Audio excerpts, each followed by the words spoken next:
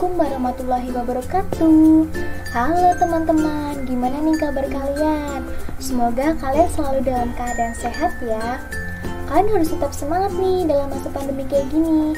Dan jangan lupa patuhi 3M, memakai masker, mencuci tangan dengan sabun, dan menjaga jarak ya teman-teman. Oke teman-teman, kali ini perkenankan saya membahas materi anggaran produksi ya teman-teman. Sebelumnya, perkenalkan nama saya Rika Prasanti. Saya bersama beberapa anggota saya yang terdiri dari 4 orang, yaitu Afria Nurhidayah, Rizka Fasya Silvanita, Reha Fadila Indah Paramita, dan Nadia Juni Amalia. Sebelum kita masuk ke materi, saya akan menunjukkan tentang pokok pembahasan yang akan saya bahas di materi ini ya teman-teman. Yang pertama, ada pengertian anggaran produksi. Yang kedua, manfaat anggaran produksi. Yang ketiga, tujuan anggaran produksi. Yang keempat, faktor-faktor yang mempengaruhi anggaran produksi. Dan yang kelima, teknik penyusunan anggaran produksi. Kita langsung masuk ke pengertian anggaran produksi ya teman-teman. Jadi apa sih itu pengertian anggaran produksi? Nah, pengertian anggaran produksi itu sendiri ada 2 macam teman-teman, yaitu pengertian dalam arti luas dan pengertian dalam arti sempit. Pengertian anggaran produksi dalam arti luas adalah penjabaran rencana penjualan menjadi rencana produksi yang meliputi perencanaan tentang volume produksi, kebutuhan persediaan, bahan baku, tenaga kerja, kapasitas produksi. Dan untuk pengertian arti sempit adalah suatu perencanaan volume barang yang harus diproduksi perusahaan agar sesuai dengan volume penjualan. Sekarang kita masuk ke pokok pembahasan yang kedua ya teman-teman, yaitu manfaat anggaran produksi. Apa sih itu manfaat anggaran produksi? Anggaran produksi itu bermanfaat untuk apa? Nah, yang pertama, untuk menjadi pedoman kerja, koordinasi kerja, dan pengendalian atau pengawasan kerja divisi produksi. Yang kedua, menunjang kegiatan penjualan. Yang ketiga, menjaga tingkat persediaan yang memadai dengan cara mengusahakan persediaan yang tidak terlalu besar dan tidak terlalu kecil. Serta yang keempat, yaitu untuk mengatur produksi agar biaya produksi dapat ditekan seminimal mungkin. Oke, kita lanjut ke pokok pembahasan yang ketiga ya teman-teman, yaitu tentang tujuan anggaran produksi. Jadi tujuan anggaran produksi itu untuk apa sih? Nah, tujuan anggaran produksi ini adalah untuk mencapai tingkat keuntungan tertentu, untuk menguasai pasar tertentu, untuk mengusahakan supaya perusahaan pabrik ini bekerja pada tingkat efisiensi tertentu, dan untuk mengusahakan dan mempertahankan supaya pekerjaan dan kesempatan kerja yang sudah ada dapat semakin berkembang. Lalu sekarang kita akan membahas tentang faktor-faktor yang mempengaruhi anggaran produksi. Faktor-faktor apa saja sih yang mempengaruhinya? Yaitu ada 6 nih teman-teman. Yang pertama yaitu rencana penjualan yang tertuang dalam anggaran penjualan, khusus tentang kuantitas dan kualitas barang. Dan yang kedua, kapasitas mesin, peralatan pabrik, dan teknologi yang tersedia. Serta yang ketiga, tenaga kerja. Yang keempat, bahan baku termasuk teknik transportasi dan pergudangan. Yang kelima, modal kerja. Dan yang keenam adalah kebijaksanaan perusahaan. Oke, selanjutnya kita masuk ke pokok pembahasan. Kita masuk ke pokok pembahasan yang terakhir, yaitu tentang teknik penyusunan anggaran produksi. Teknik penyusunan anggaran produksi. Jadi teman-teman, teknik penyusunan anggaran produksi ini ada 3 nih teman-teman. Yang pertama yaitu kebijakan stabilitas produksi, yang kedua kebijakan stabilitas persediaan, dan yang ketiga kebijakan stabilitas kombinasi. Oke teman-teman, kita masuk ke kebijakan stabilitas produksi ya teman-teman. Kebijakan stabilitas produksi. Kebijakan stabilitas produksi itu kebijakan yang kayak gimana sih? Nah, kebijakan stabilitas produksi adalah kebijakan penyusunan anggaran produksi yang mengutamakan stabilitas produksi. Dengan menggunakan kebijakan ini, maka tingkat persediaan akan dibiarkan berfluktuasi dengan syarat persediaan awal dan persediaan akhir sama dengan syarat yang sudah ditentukan.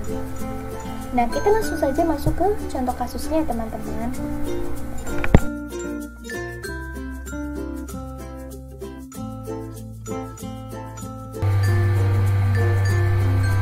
Contoh kasus kebijakan stabilitas produksi.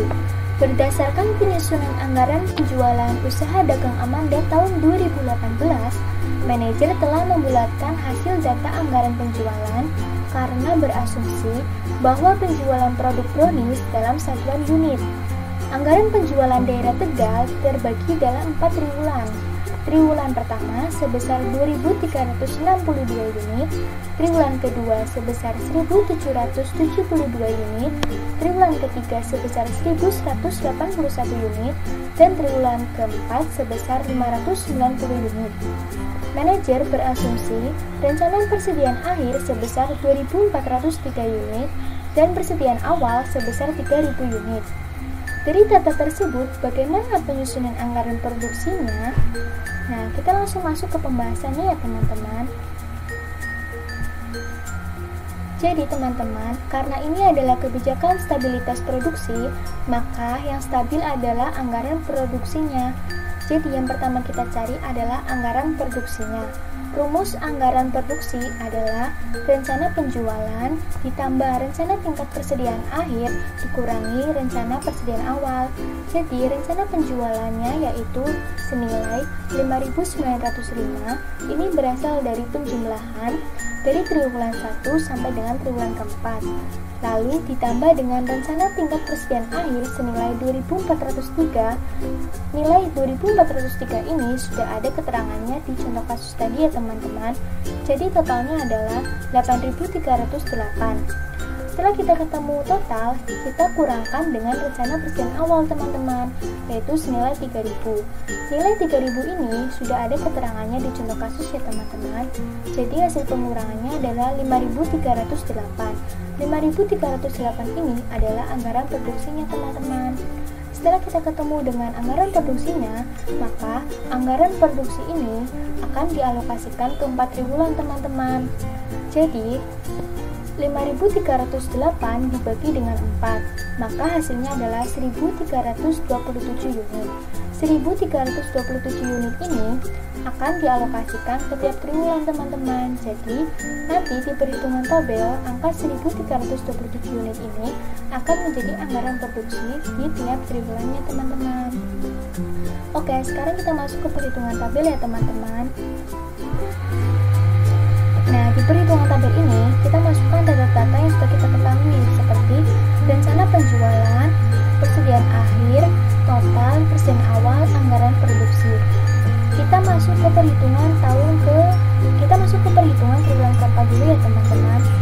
Di triwulan keempat kita sudah ketahui bahwa rencana penjualan adalah 591. Ini berasal dari keterangan contoh kasus. Lalu kita perlu ketahui juga nih teman-teman bahwa persediaan akhir di tahun berjalan akan menjadi persediaan awal di triwulan keempat. Maka 2.403 persediaan akhir akan menjadi persediaan akhir di triwulan keempat. Yaitu jadi di triwulan keempat rencana penjualannya adalah 591 ditambah persediaan akhir 2.403, maka totalnya adalah 2.994. Total 2.994 ini dikurangkan dengan anggaran produksi, yaitu senilai 1.327, maka hasilnya adalah 1.667 yang dimasukkan ke persediaan awal.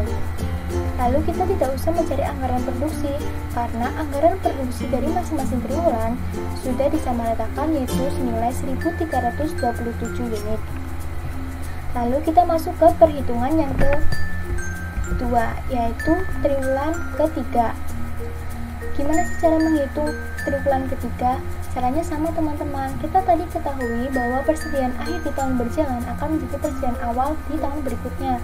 Maka di triwulan keempat persediaan awalnya adalah 1.667. Maka yang 1.667 ini akan menjadi persediaan akhir di triwulan ketiga teman-teman. Jadi di triwulan ketiga rencana penjualan yaitu senilai 1.181 ditambah dengan persediaan akhir yaitu senilai 1.667, maka totalnya adalah 2.848. Nah, total 2.848 ini dikurangkan dengan anggaran produksi senilai 1.327, maka hasilnya adalah 1.521. Angka 1.521 ini akan menjadi persediaan awal di triwulan ketiga dan akan menjadi persediaan akhir di triwulan kedua. Kita masuk ke triwulan kedua. Jadi di triwulan kedua kita ketahui bahwa rencana penjualannya adalah 1.771 dan persediaan akhirnya adalah 1.521. Kenapa 1.521? Karena persediaan awal di triwulan ketiga akan menjadi persediaan akhir di triwulan kedua. Maka totalnya adalah 3.292.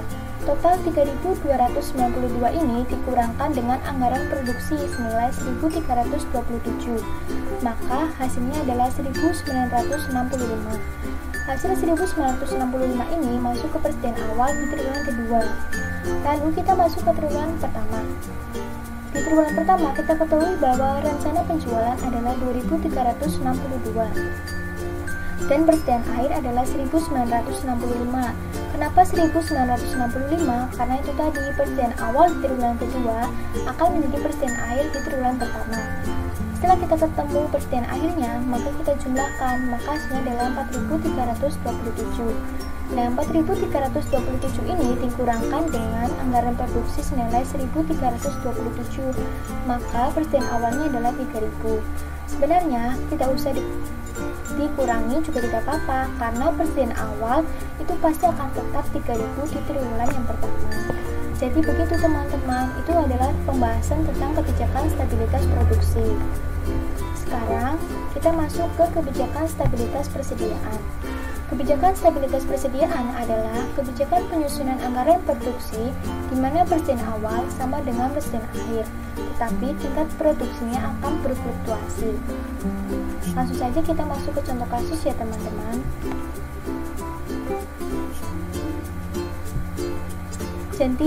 Jadi contoh kasusnya adalah sama seperti kebijakan stabilitas produksi. Nah, ini pembahasannya teman-teman.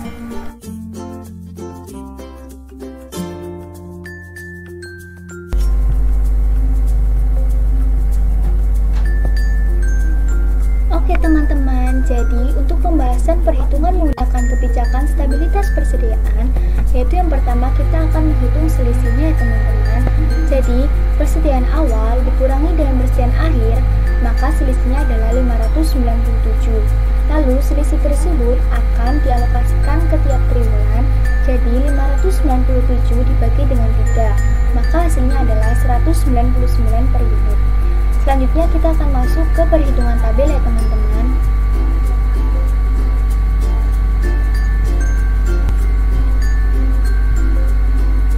Pembahasan stabilitas persediaan yang tabel.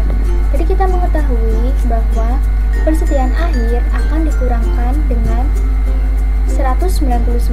Kenapa seperti itu? Karena di kebijakan stabilitas persediaan ada peraturan bahwa jika hasil selisih positif maka akan mengurangi persediaan akhir, jika negatif maka akan menambah persediaan akhir. Sehingga triwulan 1 sampai triwulan 3 persediaan akhir dikurangi 199. Persediaan awal dan akhir tidak boleh diubah karena sudah ditentukan sebelumnya. Maka kita masukkan dulu nih bahwa persediaan akhir 2403 dikurangkan dengan 199, maka hasilnya adalah 2204. Angka 2204 ini dimasukkan ke persediaan akhir dan ke persediaan awal tiap-tiap triwulan, kecuali yang triwulan ke-1 di persediaan awal. Kenapa di triwulan ke-1 persediaan awal 3000? Karena memang sudah peraturannya bahwa persediaan awal tidak boleh dirubah di triwulan pertama, yaitu senilai 3.000 mengikuti yang sebelumnya. Lalu persediaan akhir di triwulan keempat juga sama, tidak boleh dirubah, yaitu sama dengan di tahun sebelumnya, yaitu senilai 2.403. Jadi kita menghitung dari triwulan keempat dulu teman-teman. Jadi bahwa diketahui di triwulan keempat rencana penjualan adalah senilai 591 ditambah dengan persediaan air senilai 2.403, maka totalnya adalah 2.994. 2.994 dikurangkan dengan 2.204, maka hasilnya adalah Lalu di triwulan ketiga, rencana penjualan senilai 1.181 ditambah dengan persediaan air senilai 2.204, maka totalnya adalah 3.385. Total 3.385 dikurangkan dengan persediaan awal senilai 2.204, maka hasilnya adalah 1.181 sebagai anggaran produksi. Lalu selanjutnya adalah perhitungan triwulan kedua. Diketahui bahwa rencana penjualan triwulan kedua adalah 1.771 dan persediaan air senilai 2.204, maka dijumlahkan totalnya adalah 3.975. 3.975 ini dikurangkan dengan persediaan awal senilai 2.204, maka anggaran produksinya adalah 1.771. Lalu kita menghitung ke triwulan yang pertama, yaitu rencana penjualan 2.362 ditambah dengan persediaan air senilai 2.204, maka totalnya adalah 4.566. Total 4.566 dikurangi dengan persediaan awal 3.000, maka anggaran produksinya adalah 1.566. Jadi itu adalah kebijakan stabilitas persediaan. Selanjutnya kita masuk ke kebijakan yang ketiga. Apa sih itu kebijakan yang ketiga? Yuk kita lihat sama-sama. Kebijakan yang ketiga yaitu adalah kebijakan stabilitas kombinasi. Kebijakan stabilitas kombinasi adalah kebijakan stabilitas produksi. Kebijakan stabilitas produksi kombinasi adalah kebijakan penyusunan anggaran produksi di mana perusahaan akan menghadapi saat di mana jumlah produksinya stabil dan di sisi lain persediaan stabil. Jadi begitu teman-teman materi anggaran produksi yang sudah saya sampaikan.